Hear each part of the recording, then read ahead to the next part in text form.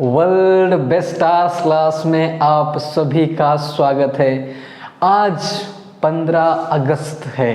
साथ में भारत देश का यहाँ पे झंडा है, हमारे देश का। यहाँ पे 15 अगस्त लिखा हुआ है, यहाँ पे भारत माता की जय लिखा हुआ है, यहाँ पे झंडा निकाला हुआ है, यहाँ पे फौजी दिखाया हुआ है। ओके, तो ये इनिशिएटिव क्यों है? क्योंकि देखिए, हम अपने ज़िंदगी में हम पैदा होते हैं, हम पढ़ाई करते हैं, हम शादी करते हैं, हम बच्चे करते हैं, और साथ में हम अपने ज़िंदगी में यहाँ वहाँ घूमना, ज़िंदगी में सफल होना। लेकिन हम अपने देश के लिए क्या करते हैं? एज ए इंडिविजुअल क्या कर सकते हैं? तो क्यों ना मैं अब आज का मेरा सेशन, मेरे क्लास का सेशन क्यों ना मैं अपने देश के लिए दे दूँ, अपने देश के बारे में मैं बात करूँ। तो इसीलिए मैंने आज के क्लास में हम अपने देश के बारे में बात करेंगे। ओके, तो पूरी दुनिया में अकेला देश है जिसको भारत माता की जय कहा जाता है। भारत माता इसलिए कि माता के छाँव में देखो भाई, कोई भी बच्चा अपनी माता के छाँव में कितना महफूज रहता है, सुरक्षित रहता है, अच्छा फील करता है। तो इसलिए अपने देश का नाम भारत माता है, ताकि हमारे जितने भी हमारे यहाँ पे जितने भी सारे रिलीजन धर्म है, वो अपने देश को प्यार करे, माँ के ऊपर प्यार करे, माँ भी उससे प्यार करे, अपने छाँव में रहे। इसीलिए हमारे देश को भारत माता की जय कहते हैं। तो मेरा कर्मा तू, मेरा धर्मा तू, तेरा सब कुछ मैं, मेरा सब कुछ तू। आ आ आ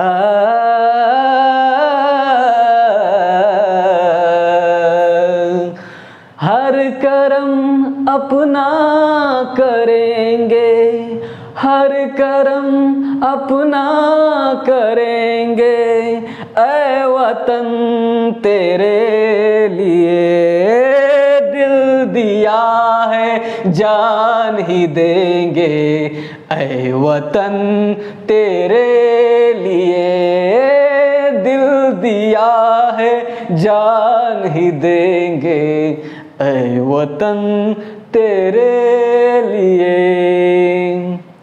तू मेरा कर्मा, तू मेरा धर्मा, तू मेरा अभिमान है, ऐ वतन महबूब मेरे, तुझ पे दिल कुर्बान है, ऐ वतन महबूब मेरे, तुझ पे दिल कुर्बान है। हम जिएंगे और मरेंगे, हम जिएंगे और मरेंगे, ऐ वतन तेरे लिए दिल दिया है, जान ही देंगे, ऐ वतन तेरे लिए दिल दिया है, जान ही देंगे, ऐ वतन तेरे लिए।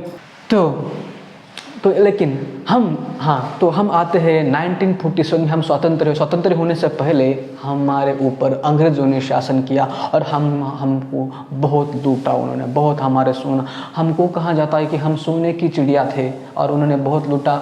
और 1947 में हम स्वतंत्र है, उसके बाद हम अच्छे से हम ग्रो करने लगे, और आज हम विकसित देश की तरफ बढ़ने लगे हैं। काफ़ी अच्छी बात है। तो विकसित राह पे चल रहा है, लेकिन फिर भी हमें कुछ काम करने, फिर भी कुछ हमें काम करने, हमें कुछ गलतियाँ है, वो गलतियाँ निकालनी है। गलतियाँ क्या है?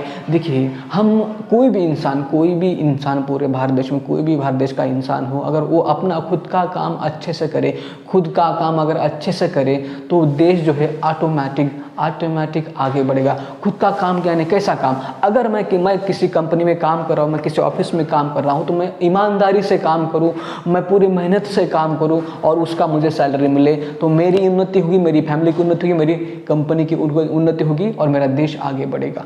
अगर आप एक टीचर है, आप स्कूल में जाते हैं, पढ़ाते हो बच्चे को, तो वहाँ पे अच्छे से ईमानदारी से पढ़ाए, डेली स्कूल जाए, वहाँ पे स्कूल के बच्चे पढ़ेंगे, आगे अपने भविष्य में प्रगति करेंगे, वो एक चीज़ लीजिए। अगर आप लेक्चरर है, कॉलेज में अच्छे से रेगुलर जाए, कॉलेज को लड़कों को अच्छे से पढ़ाए, उनको अच्छे से ज्ञान दे, उनको बढ़ाए। अगर आप डॉक्टर है, अपनी ड्यूटी ईमानदारी से करें, अपने एरिया में जो भी पेशेंट आते हैं उनको अच्छे से उनका ख्याल रखें, अच्छे से ट्रीटमेंट दे दे और उनको अच्छा सा स्वास्थ्य दे दे, तो क्या है, उनका भविष्य, उनकी हेल्थ अच्छी रहेगी, आप आगे प्रगति करेंगे और आपका भी नाम बढ़ेगा। अगर आप इंजीनियर है कि अगर आप कहीं रोड बना रहे हैं तो अच्छे से ईमानदारी से वो रोड बनाइए, अपनी मेहनत लगे रोड बनाइए, ताकि वो रोड पे किसी कहीं एक्सीडेंट ना हो, किसी की दुर्घटना हो, तो ये आप अच्छे से काम करिए। अगर आप पॉलिटिशियन है, जिस तरह से आप प्रशासन में आने से पहले जिस तरह से आपने मेहनत की थी वोट मांगने के लिए, तो वोट जब मिलता है, जब आप कोई मंत्री बनते हो, पॉलिटिशियन बनते हो, उस टाइम पे आप मेहनत अच्छे से करिए, ईमानदारी से काम करिए, लोगों के लिए काम करिए, ईमानदारी से काम ले। जो आपको ना काम करने के बाद जो मोहब्बत लगता है वही लीजिए और तभी हमारा देश आगे बढ़ेगा। ओके, अगर आप काफ़ी छोटी चीज़ें हैं, अगर आप पुलिस में नौकरी करते हैं तो वहाँ पे पुलिस में नौकरी करते समय पे आप ईमानदारी से नौकरी, जो सरकार से पगार मिलती है पगार लीजिए। आप मिलिट्री मैन है, आप उसके बाद IAS ऑफिसर है, बड़े ऑफिसर है, वहाँ भी अच्छे से आपने ड्यूटी करना, देश का कर्तव्य निभाना। जब हम ड्यूटी करते हैं गवर्नमेंट की, जब हम कसम खाते हैं कि मैं अच्छे से अपने कर्तव्य का निवारण करूँगा, तो ये सारी जिम्मेदारी हम अच्छे से करेंगे तो हमारा देश ज़रूरत डेफिनेटली आगे बढ़ेगा। लेकिन नहीं, कुछ लोग यहाँ पे ऐसे ही लोग हैं, इनको मतलब होता है, कुछ लोग तो ये समझ लेते हैं गवर्नमेंट जॉब करने के पीछे, कुछ लोगों का आज भी मतलब ये है दोस्तों कि गवर्नमेंट जॉब मतलब रिलैक्स, एक बार जॉब लग गई लाइफ टाइम रिलैक्स। आज ये मेंटालिटी है, तो ये मेंटालिटी हमें तोड़ना है दोस्तों, ये मेंटालिटी है हमें तोड़ना है। ये मेंटालिटी है, इसलिए क्या करते हैं लोग, गवर्नमेंट की जॉब ज़्यादा तैयारी करते हैं और एक बार गवर्नमेंट जॉब लग गया तो रिलैक्स मिलेगा, पगार मंथली अकाउंट में आ जाएगा और रिलैक्स करना मिलेगा। जैसे एग्जाम्पल के तौर पर आज भी कहीं स्कूल टीचर है, वो मंथली महीने में 3-4 दिन क्लास को जाते अपने स्कूल पर जाते हैं और 3-4 दिन की क्लास पढ़ाते हैं और पूरे महीने का 70-80 हज़ार पगार लेते हैं। आज भी कुछ ऐसे गवर्नमेंट डॉक्टर है जो रेगुलर दवाखाने में ना जाकर जाते हैं, महीने में 2-3 बार जाते हैं और महीने में 2-3 बार महीने का पूरा पेमेंट 1-2 लाख पगार लेते हैं। आज भी कुछ ऐसे पुलिस है जो गवर्नमेंट की ड्यूटी करते हैं लेकिन ईमानदारी से नहीं करते। आज भी कुछ IAS ऑफिसर है जो गवर्नमेंट की ड्यूटी ईमानदारी से नहीं करते। आज भी कुछ ऐसे पॉलिटिशियंस है जो उनके पॉलिटिशियन आने से पहले, पॉलिटिक्स में बनने से पहले, मंत्री आमदार खासदार बनने से पहले उनके पास कुछ भी नहीं था, लेकिन जब वो बन जाते हैं उनके पास अरबों की प्रॉपर्टी बन जाती है। वो कहाँ से आती है दोस्तों? ये कोई भी है, अपने काम में ईमानदारी से ना करना एक चीज़ है जो हमारे देश को पीछे खींचती है। आज भी ऐसे देश में बहुत सारे अरबोपति लोग हैं जो अपने शादी के लिए अरबों करोड़ों रुपए खर्च करते हैं। क्यों? ये कहाँ से पैसा आता है? ये देश का ही पैसा होता है, कहीं ना कहीं से आ जाता है। तो अपने देश के लिए, अपने देश की मर्यादा और काम करना, आपके देश के बारे में सोचना, ये सारी चीज़ें उनको याद रखना चाहिए, ये मेरा कहना है। ओके, तो ये सोच के मुझे एक चीज़ याद आती है, मुझे एक चीज़ याद आ जाती है, नाना पाटेकर जी की मूवी क्रांतिवीर। नाना पाटेकर जी की मूवी क्रांतिवीर मुझे याद आ जाती है। और क्रांतिवीर में जो नाना पाटेकर जी ने बोला है आखिरी में, जब उन्हें करप्ट लोगों से 5 लोगों का वो खून करते हैं, आखिरी पिक्चर का जो सीन होता है, क्रांतिवीर का जो आखिरी सीन होता है जिसमें 5-6 लोगों का नाना पाटेकर जी खून करते हैं और करप्ट लोगों को ख़त्म करते हैं और वो खुद को कहते हैं मैंने अच्छा काम किया है, लेकिन उन्होंने अच्छा काम करने के बावजूद उनको फांसी पे लटकने की बारी आती है तो वो कुछ कहते हैं, अपने मन के भड़ास कहते हैं। तो मैं चाहता हूं कि वो भड़ास क्या होती है, चलो हम आज वही भड़ास को हम निकाल देते हैं अपने मन से। क्रांतिवीर के डायलॉग, आ गए मेरी मौत का तमाशा देखने, अब मुझे लटका देंगे, जुबान ऐसी बाहर आएगी, आंखें बाहर आएगी, आप चर्चा करते घर चले जाओगे, खाना खाओगे, सो जाओगे। तुम्हारी ये नामर्दानगी, बुज़दिलगी कल इसी देश का तमाशा इसी खामोशी से देखेगी, कल इसी देश की मौत का तमाशा इसी खामोशी से देखेगी।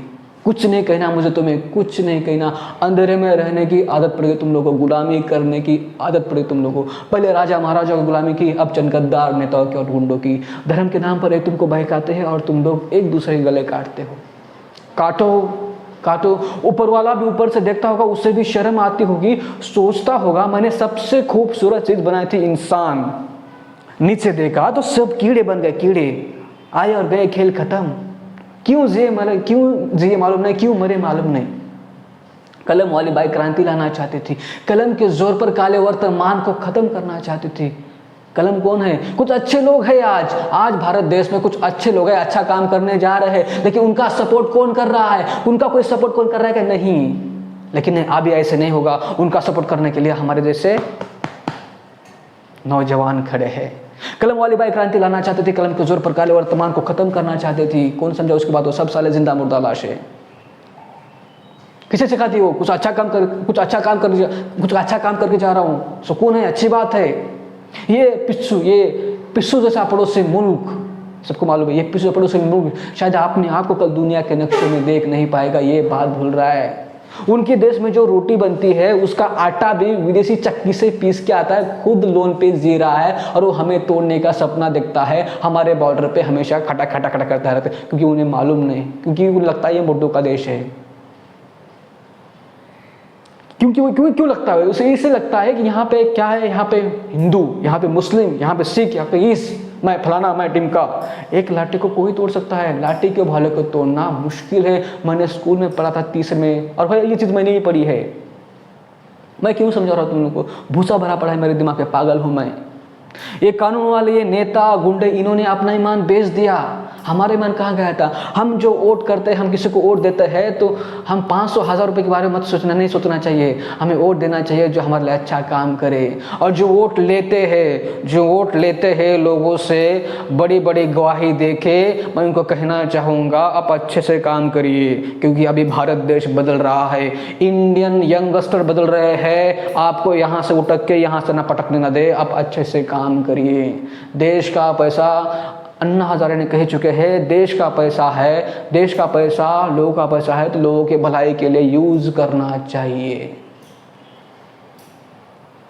काफ़ी ऐसे विषय है दोस्तों, बात करने के लिए। हम आगे जैसे जैसे बढ़ेंगे हम बात करेंगे। कहने का यही दोस्त है दोस्तों, हमें अपने देश के लिए ईमानदारी से काम करना चाहिए, तभी हमारा देश आगे बढ़ सकता है। और हमारे देश की तरफ कोई अगर आंख उठा कर देखता है तो हमारा खून खोलना चाहिए। जैसे मेरे मरेंगे ऐ वतन तेरे लिए, हिंदू मुस्लिम सिख ईसाई हम वतन हम नाम है। हिंदू मुस्लिम सिख ईसाई हम वतन हम नाम है। जो करे इनको जुदा मजहब नहीं इल्जाम है।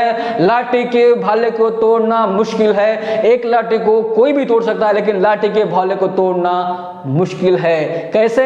हिंदू मुस्लिम सिख ईसाई हम सब एक है, हमारा भारत देश है, हम सब एक है, तभी हमको किसी को तोड़, तभी हमारी मुठ ऐसी बनेगी और किसी को हमें तोड़ना बहुत मुश्किल होगा। हिंदू मुस्लिम सिख ईसाई हम वतन हम नाम है।